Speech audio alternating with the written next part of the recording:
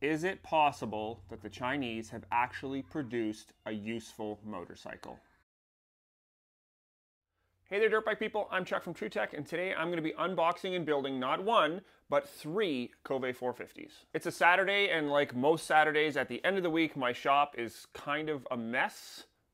It's a lot of mess. However, these 3 ginormous boxes are preventing me from getting anything done, so I have to get rid of those first, and then I can clean up my shop. So we might as well check out what's in these boxes. Now, if you're watching this, you probably know that these new Kove 450s are a super hot topic right now. There's all kinds of talk about performance, reliability, and features, and how they work, and all that stuff. But really, I think what everybody actually wants to know is it possible that the Chinese have actually produced a useful motorcycle? So I'm just going to take you guys along. I'm going to be unboxing these and putting them together today. I probably won't have time to ride them. But right now, let's get into it. I need to get these things out of my way so that I can clean up my shop after a week of chaos. So, what do we got? Bars are not installed. Oh, shiny pipe down there. Looks like there's a wheel there. It's like kind of a 50-50 tire. Honestly, I know very little about these things. Honestly, I don't really care that much. I'm not one of those guys that memorizes all the specs and whatnot. Like, I just kind of learn about them as I'm working on them. So that's exactly what I'm going to be doing. So I am seeing this stuff for the first time.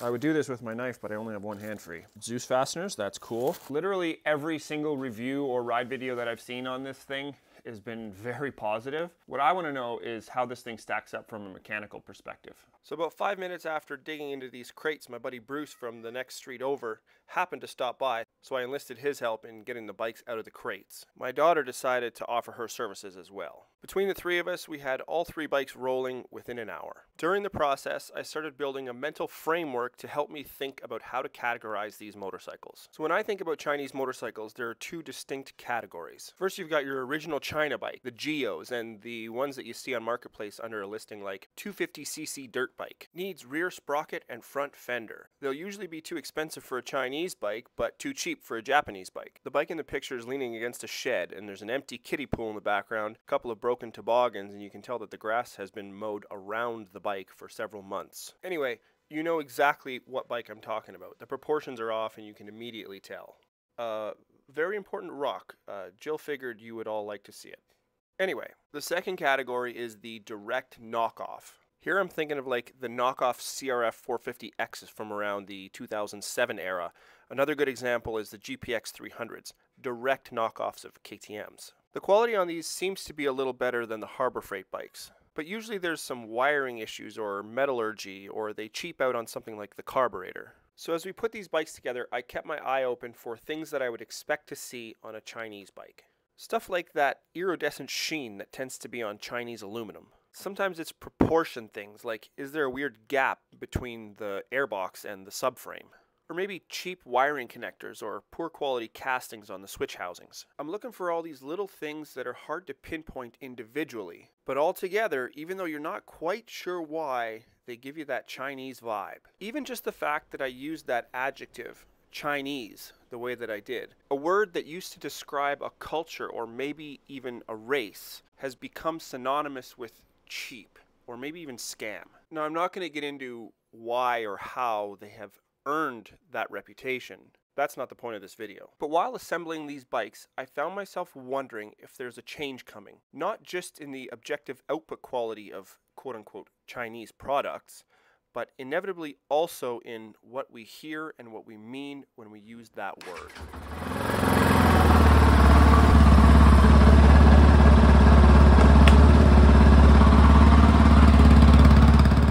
Now maybe all of that is a little bit of a stretch.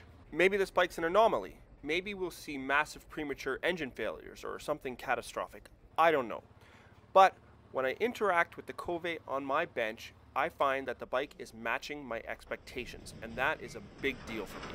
I can use the rules that I use to navigate a Japanese or an Austrian bike seamlessly on this bike. I don't typically work on Chinese machines specifically because I can't use the rules that I use on other machines that fall into my area of expertise. It's not efficient, and it's easy to make mistakes because things are not how I expect them to be. The Kove is how I expect a motorcycle to be. Well, there it is. We just basically put the wheel on, the handlebars the clutch lever and this little cluster on the left-hand side. All that's left now is just to put the front fender on. This is kind of a nice touch. The bolts for the fender, instead of them being in a box somewhere, they're already put where they go. What was in the box was super minimal. Basically the front axle, there's a little manual, the keys, and the mirrors, which I'm not going to install anyway. Got a stepped washer for on top, and then a standard washer for on the bottom. That makes sense. I'm just going to put those in there. There we go. Now it looks like an Angry Bird. So this is the first time that I'm really kind of looking over it, so I'll do it with you guys and we'll see what we find.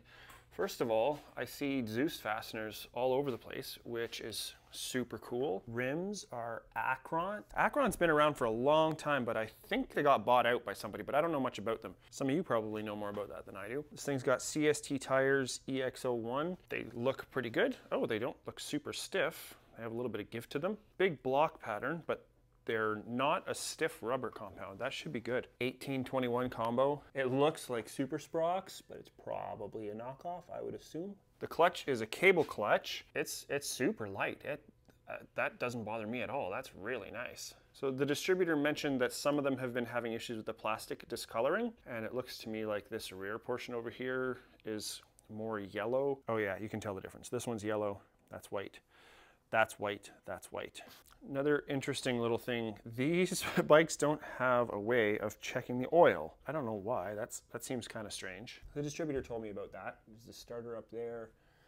What's this? I'm not sure what this is. The seat comes off really nice just by pulling this little thing, just kind of like the 690s.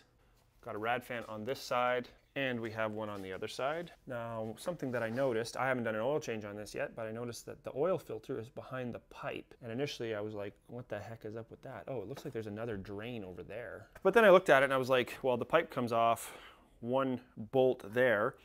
There's these really high quality style clamps here. This should come off really easily, I would think. Maybe that's an issue, maybe not. There's a knockout here for a Kickstarter. That's kind of interesting. I don't know where the Kickstarter would go because there's not enough room here, but there's definitely a casting for it. The skid plate looks like it's actually carbon fiber. The frame comes down just below the pipe. Very solid mounting. We'll test that for sure. There's a little rad down here. I wonder if that's an oil cooler. I'm not 100% sure, but I imagine I'll find out soon. Suspension, this, I don't know, you tell me, but it sure looks like a Showa knockoff. That looks like the usual Showa closed chamber forks. It looks just like the Showa shock that's in the newer CRF 250 and 450 RXs. Looks just the same. These signals look like they're pretty durable. We'll test those as well for sure. The chain ain't no cheapie. Yeah, it looks like an X-ring chain. Very nice. Something that I don't normally see on Chinese bikes. Quality control markings like that over there. All of these, you can see that they have the little dots. I don't see it on every fastener, but important ones like the brakes. Stuff like this over here. Rotor bolts, axle nut, swing arm pivot, rear brakes. Actually, there's a lot of them. So what the distributor recommended, and it makes a lot of sense to me, just make sure that there's adequate oil in there. Just use a zip tie. I would say most oil levels are kind of around there. So, okay, so I'm pushing it down a little further. Nope. Oh, there we go. Seems a little low. It's probably not a little low, but I'm gonna add some anyway just to be sure. That hole is tiny. Okay, I got 200 mils here. Okay, let's see what we got now. Okay, good. I'm comfortable with that. Coolant. How about coolant? Why don't we check this out? There. 3 on this side. Oh yeah. Very easy, and then just unplug the signals.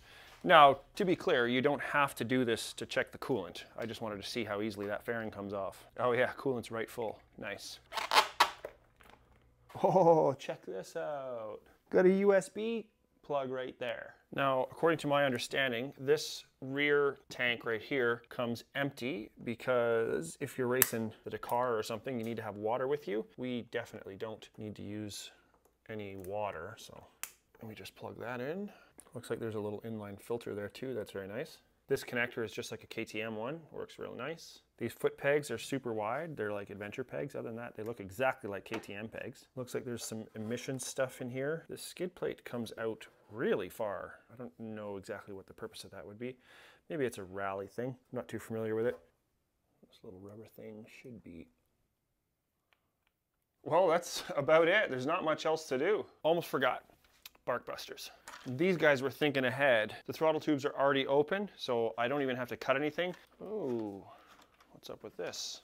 Oh, that's kind of a downer. These are cheapy bars. So these inserts work for standard bars. And so like on the Honda 250Fs, they have really chintzy bars and they're not as thick. The sidewall isn't as thick. So yeah, chintzy bars. I got these little adapters. They come with a lot of the bark busters. Oh, but the adapters are too big. So the bars are some kind of oddball thing. And they're a totally abnormal size, so we can't use these regular adapters.